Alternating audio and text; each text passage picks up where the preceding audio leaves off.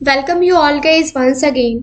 आज हम लोग 25 दिसंबर का करंट अफेयर्स कंप्लीट करने वाले हैं। जैसा कि मैं आप सबको बता दूं कि 25 दिसंबर इट मीन्स कि 1 डे बिफोर उसका करंट अफेयर्स हम कंप्लीट करते हैं। जैसे 24 दिसंबर को क्या क्या चीज़ें हुई हैं वो हम 25 दिसंबर को करंट कंप्लीट करते हैं। इसमें कुछ स्लाइड्स होते हैं, कुछ क्वेश्चंस के फॉर्मेट में करंट अफेयर्स मैं आपके पास लेकर आती हूँ एंड साथ ही साथ कुछ ऑब्जेक्टिव टाइप क्वेश्चंस 20-40 क्वेश्चंस होते हैं जो आपके आने वाले किसी भी एग्जाम के लिए काफ़ी इंपॉर्टेंट होते हैं। ऐसे ही मैंने नवंबर मंथ का पूरा कंप्लीट करके रखा है, दिसंबर मंथ का कंप्लीट करके रखा है और जो भी जिस मंथ का भी करंट अफेयर्स बाकी रह गया है बहुत जल्द आपको वो टॉप 200 करंट अफेयर्स कंप्लीट करवा दिए जाएंगे। आई होप आपको ये सारी की सारी चीज़ें पसंद आ रही होगी और अगर मेरी मेहनत पसंद आ रही हो तो चैनल को लाइक एंड सब्सक्राइब करना ना भूलिए। साथ ही साथ आप अपने फ्रेंड सर्कल में कहीं भी इसको शेयर कर सकते हैं, इससे हमें बहुत मोटिवेशन मिलता है। आपके एक लाइक, एक कमेंट, एक सब्सक्रिप्शन से हमें बहुत मोटिवेशन मिलता है और हमें ऐसा लगता है कि हाँ, हमें और भी अच्छे अच्छे वीडियोस आपके लिए लाना चाहिए। स्टार्ट करते हैं फर्स्ट स्लाइड से। आज का जो हमारा फर्स्ट न्यूज़ है वो है राष्ट्रीय उपभोक्ता दिवस। हर साल भारत का राष्ट्रीय उपभोक्ता दिवस जो है वो 24 दिसंबर को सेलिब्रेट किया जाता है और विश्व स्तर पर वहीं ये उपभोक्ता दिवस 15 मार्च को सेलिब्रेट किया जाता है। 1986 में ही भारत के राष्ट्रपति द्वारा उपभोक्ता संरक्षण अधिनियम को स्वीकृति मिली थी। कभी 1986 में। अभी आप देख रहे हैं कि कितने भी एग्जाम्स हुए हैं, अभी बीएसएससी सीजीएल का एग्जाम हुआ है, उसमें भी आपने देखा है कि फैक्चुअल क्वेश्चंस, डेट से रिलेटेड क्वेश्चंस हो, ईयर से रिलेटेड क्वेश्चंस हो या किसने किया, वो सारे की सारी चीज़ें आपसे बहुत ही घुमा फिरा के पूछा जाता है। या फिर यूँ कह लीजिए, इन शॉर्ट मैं ये कहना चाहती हूँ कि इस टाइप के क्वेश्चंस आपके लिए काफ़ी इंपॉर्टेंट हो जाते हैं कि विश्व स्तर पर कभी मनाया जाता है, वैसे भारत में कभी मनाया जाता है और कभी से स्टार्ट हुआ था भारत में, तो 1986 से स्टार्ट हुआ था। उसी दिन को मार्क करने के लिए हर साल 24 दिसंबर को ये उपभोक्ता दिवस जो है नेशनल कंज्यूमर्स डे सेलिब्रेट किया जाता है 24 दिसंबर को। ओके, ये 2020 का लोगो है, आप इसको 2022 कर लेंगे। जस्ट मैंने एक पिक्चर फॉर्मेट में यहाँ पे रखा है सो दैट की चीज़ें आपको लॉन्ग ड्यूरेशन तक याद रहे। इस दिवस को मनाने का मुख्य उद्देश्य जो है ये उपभोक्ताओं के अधिकारों को लेकर उन्हें जिम्मेदार बनाना है। नेक्स्ट स्लाइड है हमारा राष्ट्रीय युवा जनोत्सव का उद्घाटन। तो प्रधानमंत्री नरेंद्र मोदी द्वारा कर्नाटक में, कहाँ किया गया है? कर्नाटक में हुबली धारवाड़ में 12 जनवरी 2023 राष्ट्रीय युवा जनोत्सव का उद्घाटन जो है ये करने वाले हैं और ये राष्ट्रीय जनोत्सव 26वां जनोत्सव है, 26 जनोत्सव है। इससे भी रिलेटेड क्वेश्चंस हैं, जैसे अभी पूछा गया है कि कौन सा कॉमनवेल्थ गेम था या फिर ऐसे कौन सा एडिशन था, तो 26 है। और इसके आयोजन व्यवस्था की जानकारी और निगरानी वाली समिति की अध्यक्षता कौन करेगा?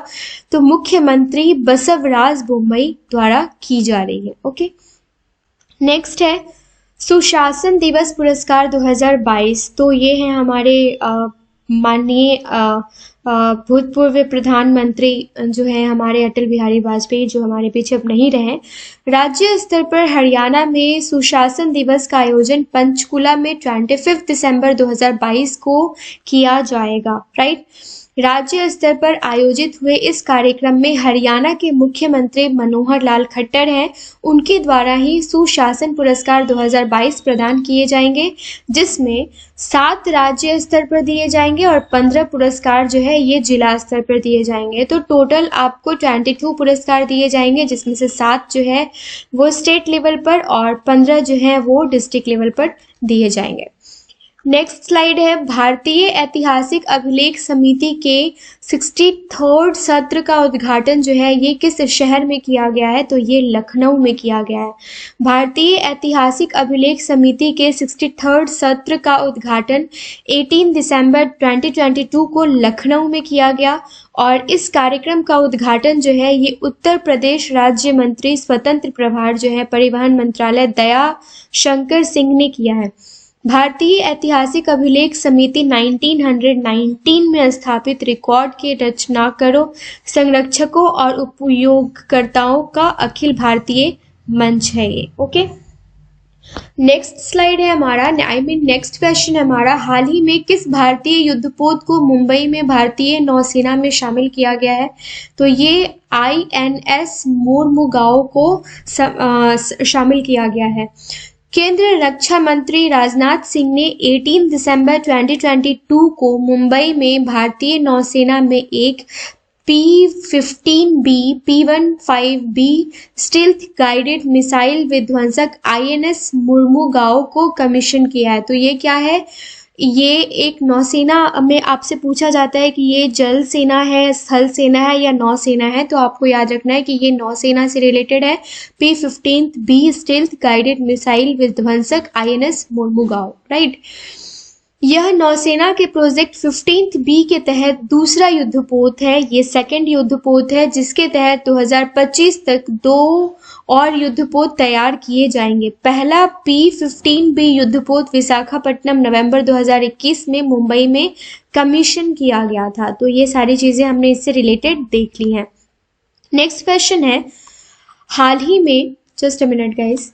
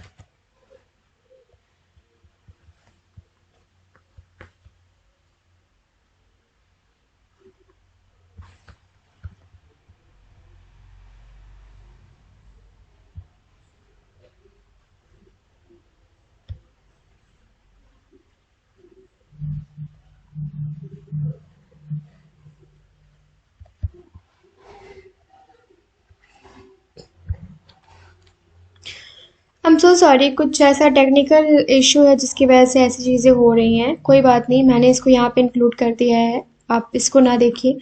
हाल ही में भारतीय मूल के लियो वराडकर दूसरी बार किस देश के प्रधानमंत्री चुने गए हैं? तो ये आयरलैंड के प्रधानमंत्री चुने गए हैं। भारतीय मूल के लियो वराडकर 17 दिसंबर 2022 को दूसरी बार आयरलैंड गणराज्य के प्रधानमंत्री के रूप में चुने गए हैं और माइकल मार्टिन उप प्रधानमंत्री और विदेश मंत्री बन गए हैं। तो माइकल मार्टिन जो है ये विदेश मंत्री और उप प्रधानमंत्री बन गए हैं और भारतीय मूल के लियो वराडकर जो हैं ये 17 दिसंबर 2022 को दूसरी बार आयरलैंड गणराज्य के प्रधानमंत्री के रूप में चुने गए हैं। फिर है, आयरिश संसद के निचले सदन में एक विशेष सत्र में डैल ने प्रधानमंत्री के रूप में लियो वराडकर के नामांकन को मंजूरी देने के लिए मतदान किया है और संसद के निचले सदन को डैल कहा जाता है, राइट। तो आयरलैंड में संसद के निचले सदन को क्या कहा जाता है? डैल कहा जाता है। नेक्स्ट क्वेश्चन है, हाल ही में वैश्विक खाद्य सुरक्षा सूचकांक रिपोर्ट 2022 में ब्रिटिश साप्ताहिक द इकोनॉमिक्स द्वारा जारी की गई थी। रिपोर्ट में भारत की रैंक क्या है? तो ये 68th रैंक है भारत की रिपोर्ट में। 2022 वैश्विक खाद्य सुरक्षा सूचकांक रिपोर्ट दिसंबर 2022 में ब्रिटिश साप्ताहिक द इकोनॉमिस्ट द्वारा जारी की गई थी। रिपोर्ट तीसरे वर्ष के लिए वैश्विक खाद्य पारितंत्र में गिरावट को दर्शाती है जिससे खाद्य सुरक्षा को खतरा पैदा हो गया है और फिनलैंड इस सूची में सबसे ऊपर है जबकि भारत 68 स्थान पर है। दक्षिण अफ्रीका ट्यूनीशिया को पीछे छोड़ते हुए अफ्रीका का सबसे अधिक खाद्य सुरक्षा वाला देश बन गया है। तो अफ्रीका का सबसे अधिक खाद्य सुरक्षा वाला देश अगर आपसे पूछा जाए तो ये अफ्रीका का सबसे ज़्यादा कौन सा है? दक्षिण अफ्रीका। पहले कौन था? ट्यूनीशिया। तो इस टाइप के क्वेश्चन सभी आपसे पूछे जाते हैं, इसलिए इन सब चीज़ों को आप इग्नोर ना करें। नेक्स्ट क्वेश्चन है, राष्ट्रीय विज्ञान संस्थान की विज्ञान और इंजीनियरिंग संकेतक 2022 रिपोर्ट के अनुसार वैज्ञानिक पत्रों के प्रकाशन में भारत की रैंक क्या है? तो ये 3rd रैंक है। ओके, वैज्ञानिक पत्रों के प्रकाशन में भारत विश्व स्तर पर 3रे स्थान पर है और राष्ट्रीय विज्ञान संस्थान के विज्ञान और इंजीनियरिंग संकेतक 2022 की रिपोर्ट के अनुसार वैज्ञानिक प्रकाशनों में भारत की वैश्विक स्थिति 2010 में 7वें स्थान से सुधरकर 2020 में 3रे स्थान पर आ गई है। सबसे अधिक संख्या में वैज्ञानिक पत्रों के प्रकाशन में चीन विश्व में सबसे आगे है और उसके बाद संयुक्त राष्ट्र अमेरिका का स्थान है। ओके, नेक्स्ट क्वेश्चन है, हाल ही में बेंगलुरु कर्नाटक के एम चिन्नास्वामी स्टेडियम में खेले गए नेत्रहीनों के लिए 3रा T20 विश्व कप किस देश ने जीता है? तो ये भारत ने जीता है। ऑलरेडी ये क्वेश्चन हम कर चुके थे गाइस, लेकिन इससे रिलेटेड कुछ इंपॉर्टेंट पॉइंट्स डिस्कस करने थे, वो मैंने करना मेरा रह गया था, इसलिए मैंने इस वीडियो में इस क्वेश्चन को इंक्लूड किया है फिर से। भारत ने 17 दिसंबर 2022 को बेंगलुरु कर्नाटक के एम चिन्नास्वामी स्टेडियम, तो आपसे अगर पूछा जाए कि एम चिन्नास्वामी क्रिकेट स्टेडियम कहाँ है, तो ये बेंगलुरु कर्नाटक में है। खेले गए नेत्रहीनों के लिए 3रा T20 विश्व कप जीता है और नेत्रहीन के तीनों T20 विश्व कप की मेजबानी भारत ने ही की है। ये काफी इंपॉर्टेंट है। भारत ने फाइनल में बांग्लादेश को 120 रनों से हराया है और कर्नाटक के राज्यपाल थावर चंद्र गहलोत ने विजेताओं और उपविजेताओं की ट्रॉफी प्रदान की है। नेत्रहीनों के लिए 4था T20 विश्व कप 2023 में कहाँ होगा? पाकिस्तान में होगा, आयोजित किया जाएगा। अब देखना यह है कि भारत उसमें शामिल होता है या नहीं। नेक्स्ट कुछ क्वेश्चंस हैं, ऑब्जेक्टिव क्वेश्चंस, जो काफ़ी इंपॉर्टेंट है और हमने जी न्यूज़ से लिया है और काफ़ी सारे सोर्स से मिलाकर लिया है, तो आई होप ये सेशन आपको पसंद आएगा। निम्न में से कौन सा देश फरवरी 2023 में इंडो पैसिफिक इकोनॉमिक फ्रेमवर्क के 4 स्तंभ में से 3 पर विशेष वार्ता की मेजबानी करेगा? तो ये भारत करेगा। हाल ही में किस संस्था ने 2022 इन 9 चार्ट्स पर एक रिपोर्ट जारी की है? तो ये विश्व बैंक ने जारी करी है। और दिसंबर 2022 में मोढेरा सूर्य मंदिर को यूनेस्को की अस्थायी सूची में शामिल किया गया है। वह कहाँ स्थित है? तो ये वडनगर में स्थित है। अब आप मुझे कमेंट सेक्शन में कमेंट करके बताइए कि ये वडनगर कहाँ है, महाराष्ट्र में है या गुजरात में है। नेक्स्ट क्वेश्चन है क्वेश्चन नंबर 4। हाल ही में पेट्रोलियम मंत्रालय ने किस शहर में संगीत कार्यक्रम डांस टू डिकार्बोनाइज आयोजित किया है? तो ये नई दिल्ली में आयोजित किया है। निम्न में से किस देश को अमेरिका अपनी प्रमुख पैट्रियट मिसाइल सुरक्षा प्रणाली प्रदान करेगा? तो ये यूक्रेन को प्रदान करेगा। हाल ही में किस राज्य की परिवहन में चालक के रूप में प्रियंका शर्मा को नियुक्त किया गया है? तो ये उत्तर प्रदेश परिवहन में नियुक्त किया गया है। नेक्स्ट क्वेश्चन है आज का, हाल ही में किस राज्य के विधानसभा ने चालू वित्त वर्ष के लिए 8,534 करोड़ रुपए का अनुपूरक बजट पेश किया है? तो ये झारखंड राज्य सरकार ने किया है। दिसंबर 2022 में सऊदी अरब में भारत के अगले राजदूत के रूप में किसे नियुक्त किया गया? तो ये सुहेल एजाज खान को नियुक्त किया गया है सऊदी अरब में भारत के अगले राजदूत के रूप में। निम्न में से किसे एयर इंडिया के कम लागत वाले एयरलाइन व्यवसाय के प्रमुख के रूप में नियुक्त किया गया है? तो ये अशोक सिंह को एयरलाइन व्यवसाय जो एयर इंडिया के कम लागत वाले जो एयरलाइन व्यवसाय हैं उनके लिए उनके प्रमुख के रूप में नियुक्त किया गया है अशोक सिंह को। निम्न में से किसे rising star of the year 2022 पुरस्कार के लिए नामित किया गया है? तो ये अमित पंघाल को नामित किया गया है। नेक्स्ट है, हाल ही में किस राज्य में 19 दिसंबर से 23 दिसंबर तक मप्र जन अभियान परिषद की 5 दिवसीय संगोष्ठी का आयोजन किया गया है? तो ये तेलंगाना में किया गया है। आयुष मेले का आयोजन, काफी इंपॉर्टेंट क्वेश्चन है ये, आयुष मेले का आयोजन आज किस जिले में धन्वंतरी आयुर्वेद कॉलेज अस्पताल के प्रांगण में किया जाएगा? तो ये उज्जैन में किया जाएगा। और सांवली गणेश जी की अद्भुत प्रतिमा किस जिले में है, जो कि विजयगढ़ रियासत में वर्ष 1826 में स्थापित की गई थी? तो ये आपका आर्ट एंड कल्चर के पॉइंट ऑफ व्यू से काफ़ी इंपॉर्टेंट क्वेश्चन हो जाता है। तो ये कटनी में है। धार के डायनासोर राष्ट्रीय उद्यान से कौन सी नदी बहती है जिसमें नीलगिरी के जीवाश्म पाए गए हैं? तो ये बाघ नदी बहती है। तो काफी इंपॉर्टेंट क्वेश्चन है और किसी न किसी तरीके से न्यूज में थे, इसलिए मैंने इन सब चीजों को आपका ये सारा का सारा क्वेश्चन मैंने जी न्यूज से लिया है। सोर्स हमारा जी न्यूज है, उन्होंने इंक्लूड किया है। फिर देखते हैं चंदेरी के अंतिम बुंदेला शासक राजा मर्दन सिंह ने 1857 की क्रांति में भाग लिया था। वर्तमान में चंदेरी किस जिले में स्थित है? तो अशोकनगर में स्थित है। उमरिया जिले में प्रसिद्ध लक्ष्मी नारायण मंदिर का निर्माण किन राजपूतों ने करवाया था? तो ये थोड़ा हिस्ट्री हो जा रहा है, कोई बात नहीं, आपके लिए इंपॉर्टेंट है, आप देख लीजिए। लोधी ने करवाया था। गोटमार मेले का आयोजन प्रतिवर्ष किस जिले के पांढुर्णा में जाम नदी के तट पर किया जाता है? तो आपसे डायरेक्ट ये पूछा जा सकता है कि जाम नदी के तट पर किस मेले का आयोजन किया जाता है, या जाम नदी कहाँ है, या जो गोटमार मेला है वो कहाँ मनाया जाता है? तो छिंदवाड़ा में मनाया जाता है। हमें प्रिपरेशन करनी है, क्वेश्चन किस तरीके से पूछेगा ये एग्जामिनर का काम है, तो आपको हर तरीके से अपने आप को प्रिपेयर करके रखना है, क्योंकि जो रिसेंट ट्रेंड्स चल रहे हैं ना क्वेश्चन के गाइस, हमें तो समझ में नहीं आ रहा है कि 1-2 साल के बाद क्या ट्रेंड रहेगा। उस तरीके से जैसे आपने अभी बीपीएससी का देखा होगा, उन्होंने तो ऑप्शनल ही ऑब्जेक्टिव कर दिया है। अब उसके बारे में क्या कहना, और ऑब्जेक्टिव नहीं, सिर्फ वो आपका सिर्फ पासिंग मार्क्स ही जुड़ेगा, क्वालिफाइंग नेचर है आपका, जस्ट लाइक हिंदी। तो आप ये सोचिए, अब ये आपके ऊपर है कि आप इसको आसान समझते हैं या फिर टफ समझते हैं।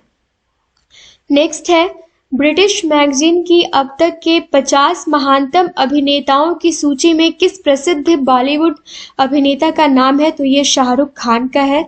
श्री स्वामी नारायण गुरुकुल राजकोट संस्थान के 75th अमृत महोत्सव को कौन संबोधित करेगा? तो ये ऑफकोर्स हमारे पीएम मोदी सेलिब्रेट करेंगे। अमेरिका राष्ट्रपति ने विदेश विभाग में शीर्ष राजनयिक पद के लिए किस भारतीय अमेरिकी को चयनित किया है? तो ये किया है रिचर्ड वर्मा को। आई होप ये 15 स्लाइड्स जो मैंने आपके साथ आज शेयर करी है, ये वीडियो आपको पसंद आया होगा।